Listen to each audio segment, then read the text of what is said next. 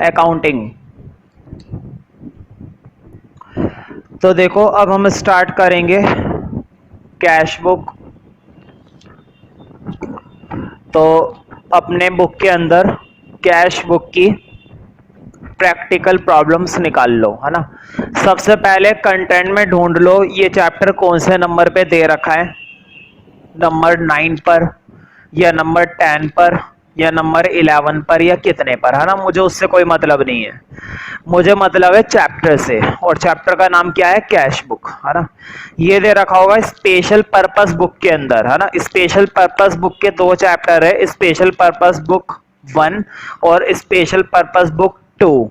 1 के अंदर cash book है और 2 के अंदर सब्सिडायरी बुक्स है। अभी हम बात करेंगे कैश बुक की, ठीक है। देखो कैश बुक के बारे में जब हम देखते हैं तो कैश बुक एक तो होती है simple cash book. Simple cash book में सिर्फ एक ही कॉलम मिलता है, there is only one column. एक ही कॉलम होता है, वो होता है कैश का कॉलम।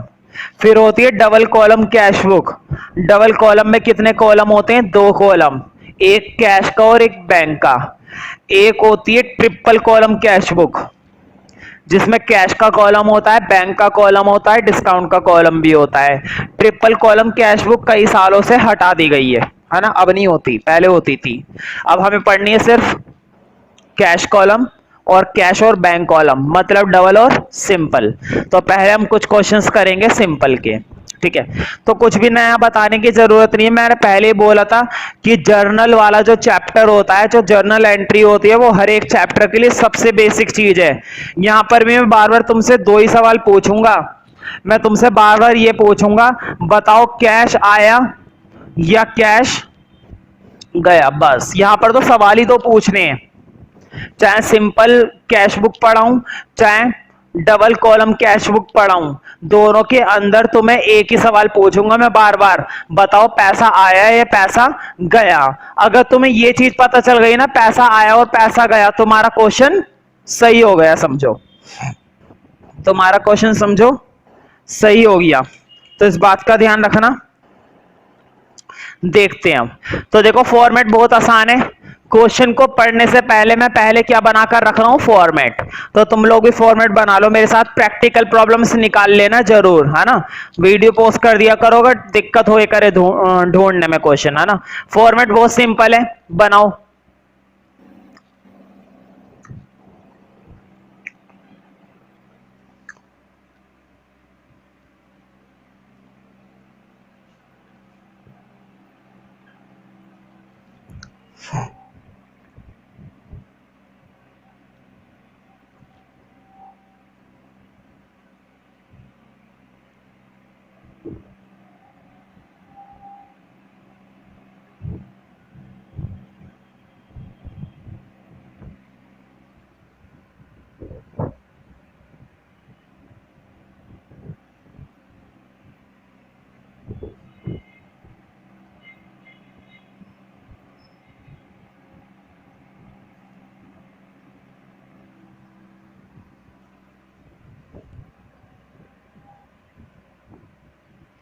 देखो बोर्ड पे, एक कॉलम तो होता है डेट का, एक कॉलम होता है पर्टिकुलर्स, एक कॉलम होता है लेजर फोलियो, एक कॉलम होता है रुपीस, मतलब जिसमें हम अमाउंट लिखेंगे।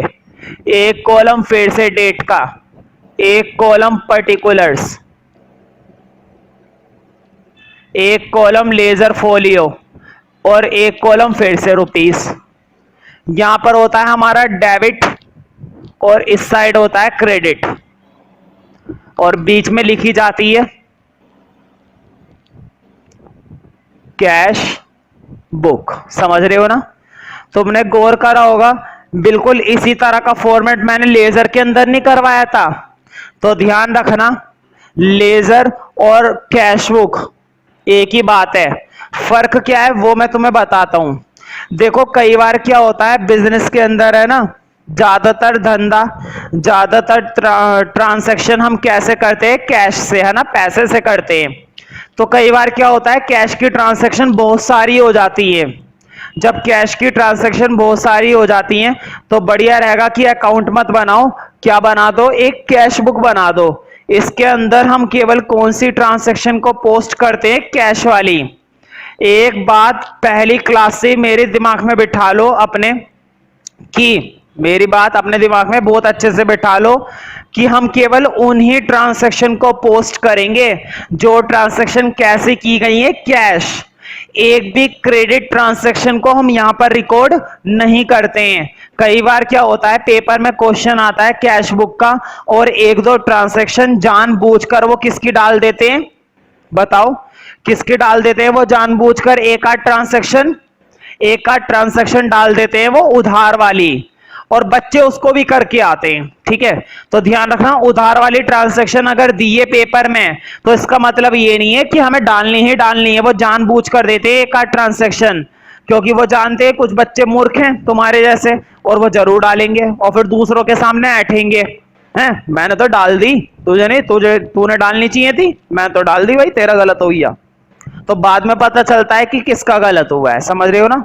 तो तुम्हें मालूम ही है, मैं क्वेश्चन नंबर तो पढ़ूंगा नहीं, लेकिन मैं क्वेश्चन को 2 बार रिपीट करूंगा, तो ध्यान से सुनना, अपनी अपनी बुक के अंदर वो क्वेश्चन ढूंढ लेना, है ना? मैं एक बार क्वेश्चन पढ़ रहा हूं, ध्यान से सुनना, नाम वगैरह। Prepare simple cash book. मैं क्वेश्चन नंबर नहीं पढ़ रहा हूं, तुम लोगों के पास बुक होनी चाहिए, चैप्टर खोल के रख लो कैश बुक और प्रैक्टिकल प्रॉब्लम्स निकाल लो। तुम्हें मालूम है ना, प्रैक्टिकल प्रॉब्लम्स बिल्कुल एंड में होती है, जल्दी से ढूंढ लो अगर समय लग रहा है ढूंढने में, और अगर तुमने पहले से निकाल रखी है तो अच्छी बात है। मैं ये चाहता हूं कि सभी की निकल जाए। तो तुमने प्रैक्टिकल प्रॉब्लम्स निकाल ली होगी। अब मैं क्वेश्चन पढ़ रहा हूं, क्वेश्चन को ध्यान से सुनना ताकि तुम वो क्वेश्चन पहचान लो, ढूंढ लो। देखो, prepare simple cash book from the following transaction. Prepare simple cash book from the following transactions of mister Ram Gopal of Delhi. Mister Ram Gopal of Delhi.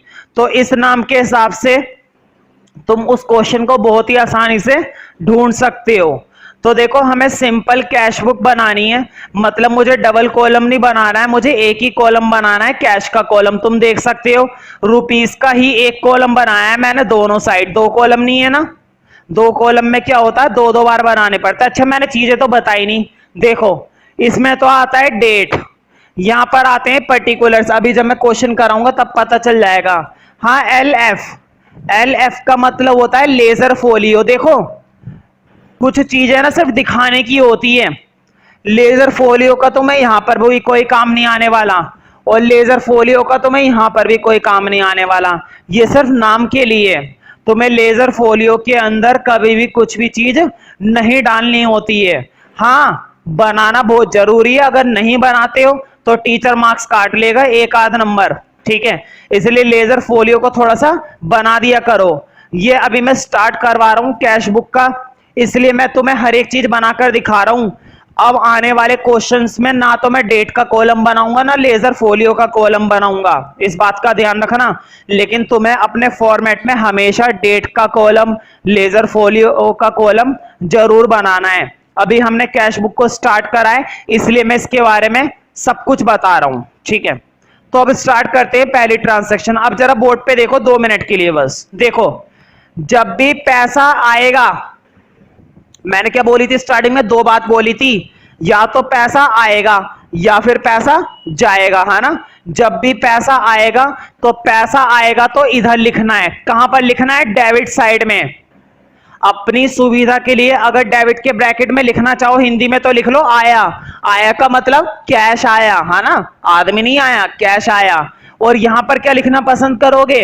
गया। लिखना चाहते हो तो लिख सकते हो, नहीं लिखना चाहते तो कोई दिक्कत वाली बात नहीं है, ना? 2 वर्ड्स आ रहे हैं, इतना तो तुम याद कर ही सकते हो कि पैसा आएगा तो कहां पर लिखोगे? डेबिट में।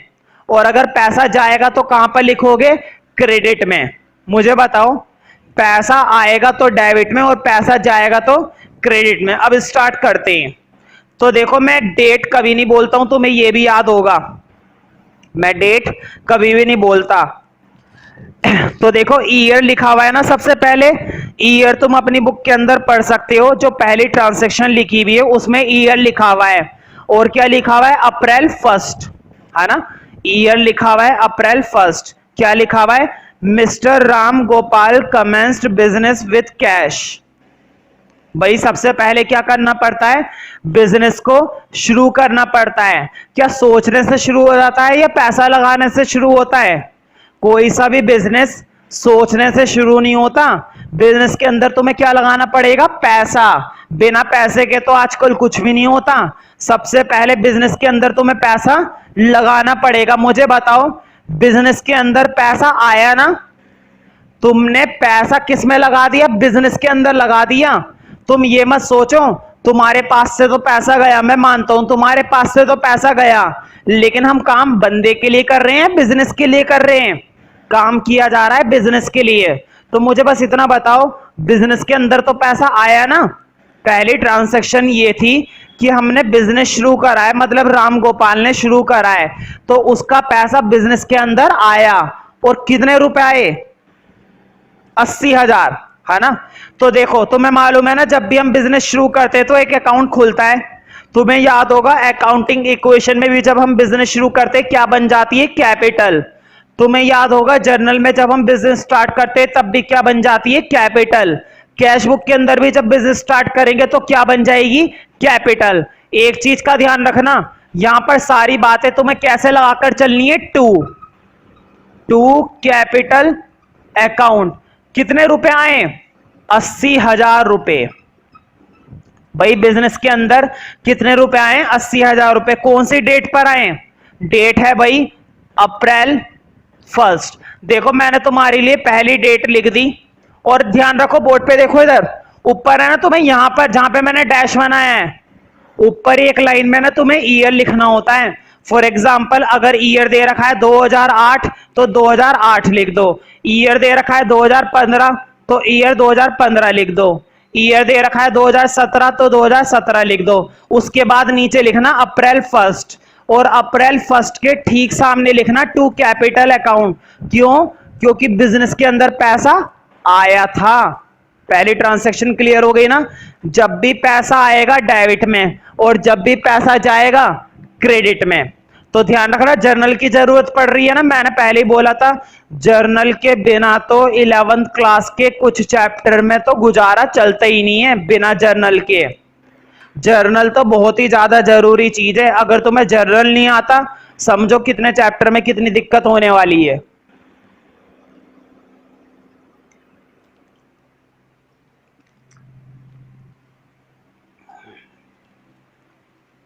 तो जर्नल के बारे में तुम्हें नॉलेज होनी चाहिए, समझ रहे हो? चलो सेकंड ट्रांसैक्शन करते हैं। तो देखो नेक्स्ट ट्रांसैक्शन है अप्रैल 3। अब मैं एक भी डेट नहीं लिखूंगा, तुम्हें डेट लिखते हुए चलना है। मैंने तुम्हें पहली डेट दिखा दी थी, इस तरह से लिखनी है। देखो वर्ड पे टू कैपिटल के ठीक सामने 1 अप्रैल लिखना है। अब जो अगली ट्रांसैक्शन आएगी उसके ठीक सामने अप्रैल 3 लिखना, ठीक है? अब मैं ट्रांसैक्शन पढ़ रहा हूं, ही बोट गुड्स फॉर कैश। मुझे बताओ, बोट का मतलब होता है खरीदना। जब मैं किसी से माल खरीदता हूं तो पैसा आता है या जाता है? मैं देखो बोट, इधर देखो, मैंने उससे माल खरीदा, बदले में क्या दे दिया, कैश दे दिया। बताओ मेरे पास से पैसा आया या गया? मेरे पास से पैसा गया ना? भाई तुम्हें जर्नल की नॉलेज है ना, तुम्हें अकाउंटिंग इक्वेशन की नॉलेज है। अगर तुम्हें इन दोनों के बारे में थोड़ी बहुत नॉलेज है ना, तो इस चैप्टर में तुम बहुत आसानी से काम कर पाओगे। मुझे बताओ, जब तुमने किसी से माल खरीदा, माल तुम लेकर आए और जेब में से निकालकर पैसा उसको दे दिया, तो पैसा गया ना? और अगर पैसा गया, कितना गया, 50,000। तो बताओ पैसा गया तो इधर लिखूं या इधर लिखूं? इधर लिखूंगा ना। चलो इधर की भी पहली ट्रांसैक्शन है तो मैं डेट लिख देता हूं, तुम भी क्या याद रखोगे, लिखो अप्रैल 3। और खरीदने पर गया है तो क्या लिखना है, बाय परचेज। खरीदने पर क्या लिखना है, बाय परचेज। और कितने रुपए चले गए, 50,000 रुपए। एक चीज का और ध्यान रखना, हर एक के साथ अकाउंट लगाते रहना। परचेज के साथ अकाउंट आएगा, सेल्स के साथ अकाउंट आएगा, कैपिटल के साथ अकाउंट आएगा। हर एक के साथ अकाउंट का सिंबल लगाते चलना है। देखो जैसे मैंने इधर लगा रखा है अकाउंट, ऐसे मैंने तो तुम्हें एक बार लगा दिया है अकाउंट, अब नहीं लगाऊंगा एक भी बार, लेकिन तुम लोगों को लगाते चलना है। अगर तुमने टेस्ट में अकाउंट नहीं लगाया और पेपर में भी अकाउंट नहीं लगाया तो इस चीज के मार्क्स कट जाएंगे। इस चीज का ध्यान रखना, छोटी छोटी बातें। तो तुमने एक चीज गौर करी होगी, जब भी हम क्रेडिट में लिखते हैं तब तो क्या लगा देते हैं, बाय, और जब भी हम डेबिट में लिखते हैं तो क्या लगा देते हैं, टू। तो इसका ध्यान रखना, डेबिट में लिखोगे तो टू लगाकर लिखना है और क्रेडिट में लिखोगे तो बाय लगाकर लिखना है। अब अगली ट्रांजैक्शन देखते हैं। मैं डेट एक ही बार पढ़ूंगा लेकिन लिखूंगा नहीं। देखो, अप्रैल 5 सोल्ड गुड्स फॉर कैश। मुझे बताओ, सोल्ड करा है, बेचा है, मैंने उसको माल बेचा। मुझे बताओ माल बेचने पर पैसा आता है या जाता है? मैंने उसको मारकर उठा करके ये मारकर उसे दे दिया, उसने बदले में मुझे कितने रुपए दे दिए, 1000 रुपए। उसने मुझे मार करके कितने रुपए दे दिए, 1000 रुपए दे दिए। बताओ पैसा आया या गया? तुम्हें ये बात क्लियर होती है ना कि बेचने पर पैसा आता है, और अगर पैसा आया तो इधर लिखेंगे, लिखो टू सेल्स। टू सेल्स कितने रुपए आए भाई, 1000 रुपए। समझ रहे हो ना कितना आसान है? लेकिन तुम्हें जर्नल की नॉलेज होनी चाहिए, है ना। और अगर नहीं भी है, ऐसी बात नहीं है, ठीक है। वैसे तो तुम सभी के पास जर्नल की नॉलेज है इतनी कि हम कैश बुक के अंदर कोई प्रॉब्लम नहीं होने वाली हमें, लेकिन फिर भी अगर नहीं है तो थोड़ा बहुत मैं साथ साथ रिपीट करता रहता हूं ताकि किसी को भी कोई दिक्कत ना हो। अब अगली ट्रांजैक्शन देखते हैं। तो देखो, मैंने डेट नहीं लिखी इसके अंदर, तुम्हें डेट जरूर लिखनी है। लेकिन नेक्स्ट ट्रांजैक्शन देखते हैं। Received cash from mister Manohar Lal. मुझे बताओ, रिसीव का मतलब होता है प्राप्त करना। मैंने किसी से कैश क्या करा है, रिसीव करा है, मुझे कैश मिला है। रिसीव का मतलब होता है प्राप्त करना। मुझे बताओ पैसा आया है गया? जब हम किसी से पैसा रिसीव करते हैं तो पैसा आया ना, और अगर पैसा आया तो कितना आया, 3600। लिख दो। वो नाम लिखना, नाम क्या दे रखा है भाई, मिस्टर मनोहर लाल। तो देखो मैं शॉर्ट में लिख रहा हूं MML, तुम्हें पूरा लिखना है, मिस्टर मनोहर लाल। कितने रुपए मिले, 3600 रुपए। लिख दो 3600 रुपए, ठीक है। आगे देखते हैं। Paid into bank. मुझे बताओ, जब मैं बैंक में पेड करता हूं, बोर्ड पे देखो इधर, मैं बैंक में अपना पैसा लेकर गया, बैंक में, बैंक वालों ने रख लिया। मुझे बताओ मेरे पास से पैसा आया है गया? मेरा पैसा गया ना, वो बात अलग है, मेरा कैश मेरे ही अकाउंट में डिपॉजिट किया गया होगा, लेकिन मेरे पास से तो पैसा गया ना। और अगर पैसा गया तो कहां पर लिखूंगा, यहां पर। किसकी वजह से गया है, बैंक की वजह से, तो लिखो बाय बैंक। कितने रुपए हैं भाई, अच्छा कहां सा भाई अमाउंट है, 30,000 रुपए, ठीक है। अगला देखते हैं। पेड कैश टू हरी। बताओ मैंने पैसे पेड करे हैं हरी को। बताओ जब मैं किसी को पेड करता हूं, पेड करने का मतलब क्या होता है, ये लो 10,000 रुपए, ये लो रखो, हो गया पेड। मेरे पास से पैसा गया, और अगर पैसा गया तो इधर ही लिखूंगा कितने रुपए गए, 2150। तो लिखो बाय, नाम क्या दे रखा है भाई, हरिकृष्ण। नाम को जरूर पूरा पूरा लिखना।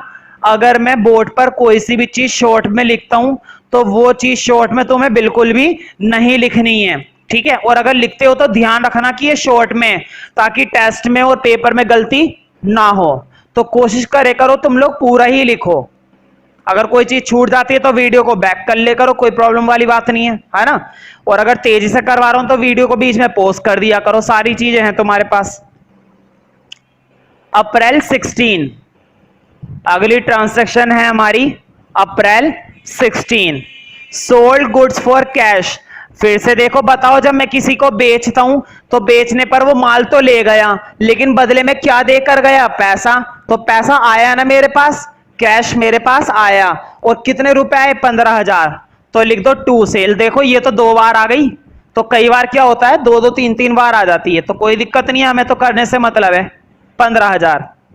अगला देखते हैं, डेट जरूर लिखते रहना। Paid for stationery. मुझे बताओ स्टेशनरी के लिए पेड करा है, पेड करने का मतलब पैसा गया ना।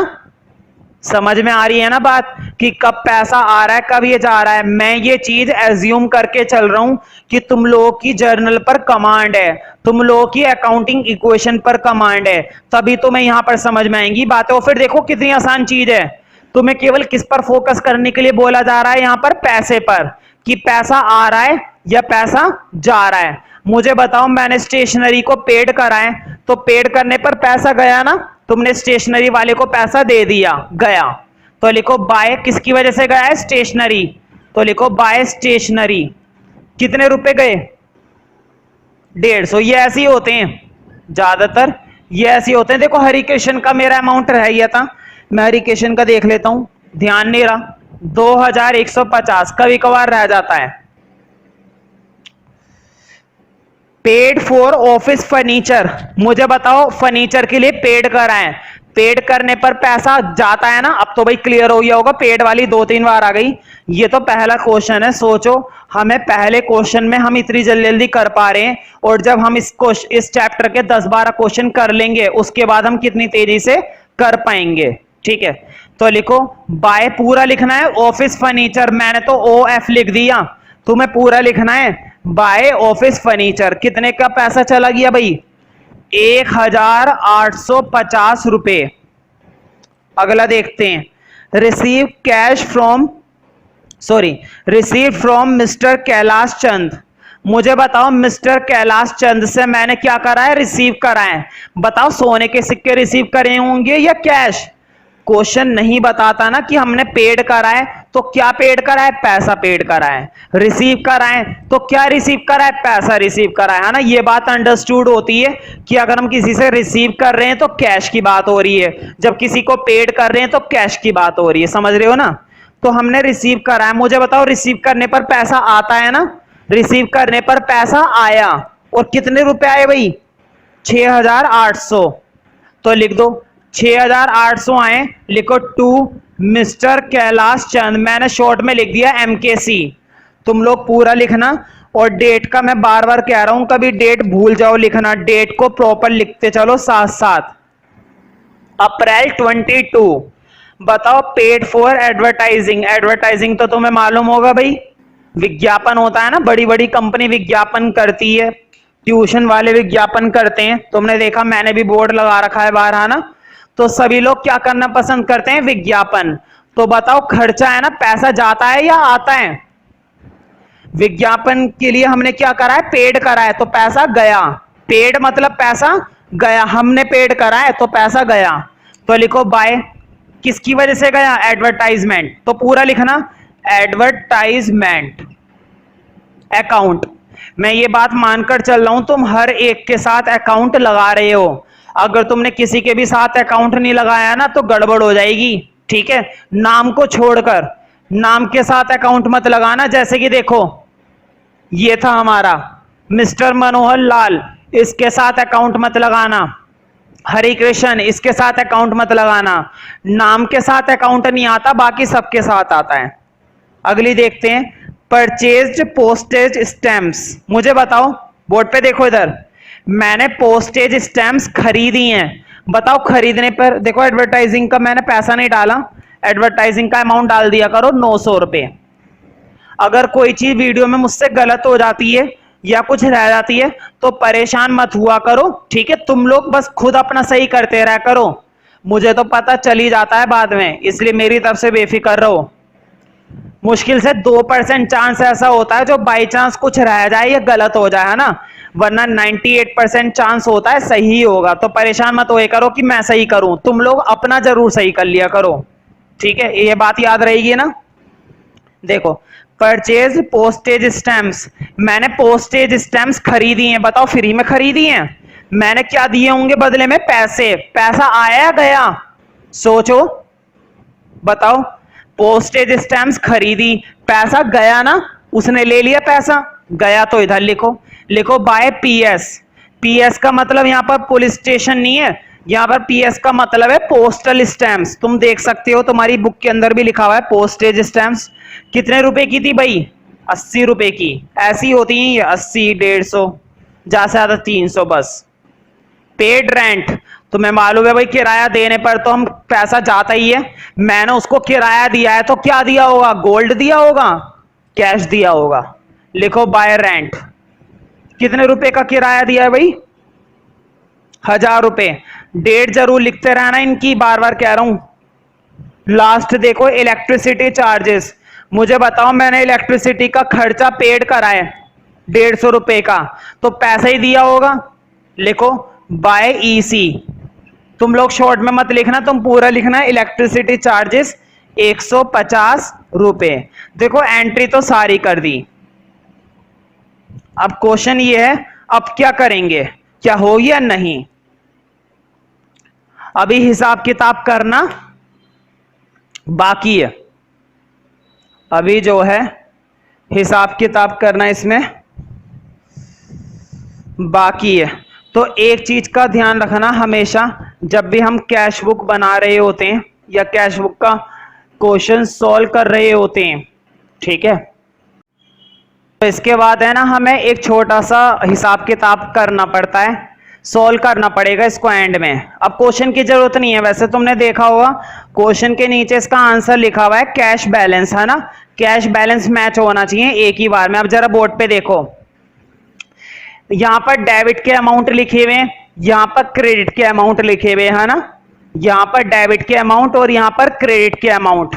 इन दोनों को ना तुम्हें टोटल करना पड़ेगा। बोर्ड पे देखो, इन वाले अमाउंट को टोटल करना पड़ता है और इन वाले अमाउंट को टोटल करना पड़ता है। ध्यान से सुनो मेरी बात को, इस अमाउंट को भी टोटल करना पड़ता है, इस अमाउंट को भी टोटल करना पड़ता है। दोनों में से जो हायर आता है, ध्यान से सुनो पहले मेरी बात को, ये सारे अमाउंट रफ में टोटल कर लेना, ये सारे अमाउंट रफ में टोटल कर लेना। दोनों में से जो हायर आएगा पहले तो वो देखते हैं, ना, उसके बाद की बात मैं बाद में बताऊंगा, पहले हम हायर ढूंढते हैं, है ना। इसको करके देखते हैं कितना आ रहा है।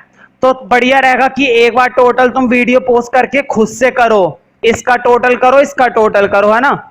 तो देखो मेरे पास तो यहीं पे लिखा हुआ है, तो मैं रफ में उतारने की जरूरत नहीं है, मैं सीधा टोटल कर रहा हूं इधर साइड में। तुम लोग ऐसा मत कर देना अपनी बुक के अंदर बीच में यूं कर दिया टोटल, मैं तो बोर्ड पे इधर कर रहा हूं क्योंकि जगह है इधर। देखो मैं टोटल कर रहा हूं, 0 0 6 और 8 14 का 4 कैरी लिया, 1 और 2 5 और 5 10 और 6 16 9 और 1 10, 1,06,400। इस तरह से ना टोटल तुम भी कर सकते हो। अमाउंट यहां पर देखते रहो, रफ में ऐड करते रहो, है ना, बजाय इसके कि तुम पहले रफ में से उतारो। पता है ये काम कब हो पाएगा, ये काम तभी होगा जब तुमने डिजिट के नीचे डिजिट उतारी होगी। ध्यान रखना इस चीज का हमेशा, ना, क्लियर, कोमे के नीचे कोमा और डिजिट के नीचे बिल्कुल डिजिट, ताकि तुम्हें दो बार उतारना ना पड़े। वरना तुम खुद ही सोचो, इतने सारे अमाउंट को पहले रफ में उतारोगे, फिर ऐड करोगे, कितना टाइम लगेगा, फिर इतने सारे अमाउंट को रफ में उतारोगे, ऐड करोगे। अकाउंटिंग एक तो पहली लाइन थी और दो दो बार अमाउंट उतारते रहोगे तो फिर तो हो लिया काम, है ना।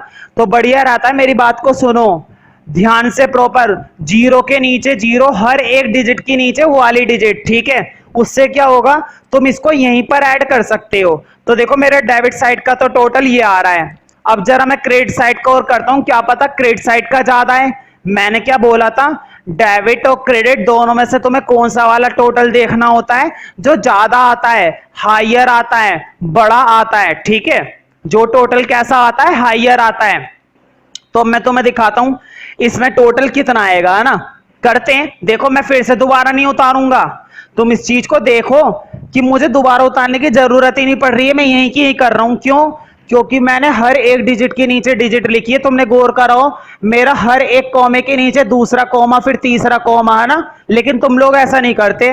ध्यान रखो इस चीज को, जैसे करोगे ना यही सही है अकाउंटिंग के, बजाय इसके तुम इसे रफ में उतारो। तुम खुद ही सोचो, रफ में उतार रहे हो दोबारा से सारे डाटा, है ना, सारे अमाउंट तुमने रफ में उतारे, उतारते समय एक अमाउंट भी गलत हो गया, क्वेश्चन खत्म, और पता भी नहीं चलेगा, खत्म है क्वेश्चन। फिर अब जरा इसको टोटल देखो, मैं इसका भी टोटल इधर ही लिख लेता हूं, यहां पर जगह है। देखो मैं दोबारा नहीं उतार रहा, मैं सीधा ऐड कर रहा हूं। यहां से हमारा 0 आया, फिर देखो 5 5 और 5 10 15 15 और 8 23 23 और 5 28 का 8 कैरी लिया 2 2 और 1 3 3 और 1 4 4 और 8 12 12 और 9 30 12 और 9 21 21 और 1 22 का 2 कैरी लिया 2 4 5 6 और 5 और 3 8। मुझे बताओ दोनों में से कौन सा वाला टोटल हाईयर आ रहा है, दोनों में से कौन सा वाला टोटल बड़ा है। कोई बात नहीं, तुम लोगों ने नहीं करा, घर पे तसल्ली से कर लेना, मैंने जो करा उस पर फोकस करो। बताओ डेबिट वाला बड़ा आया है या क्रेडिट वाला बड़ा आया है। डेबिट वाला बड़ा आया ना, तो देखो ये मत सोचना कि क्रेडिट वाले का कुछ फायदा नहीं हुआ, फायदा दोनों का मिलता है। ये मत सोचना मेहनत खराब गई, जो छोटा आया है ना उसकी मेहनत खराब गई, नहीं मेहनत खराब नहीं गई है। टोटल जो तुमने करे हैं ना दोनों के, डेबिट वाले टोटल करें क्रेडिट वाले टोटल करें, दोनों फायदेमंद है, मेहनत किसी की खराब नहीं गई है। अगर कोई टोटल बड़ा आता है उसका भी फायदा है, और अगर एक टोटल छोटा आता है उसका भी फायदा। हमेशा ध्यान रखना, एक टोटल बड़ा आएगा तो एक टोटल छोटा आएगा।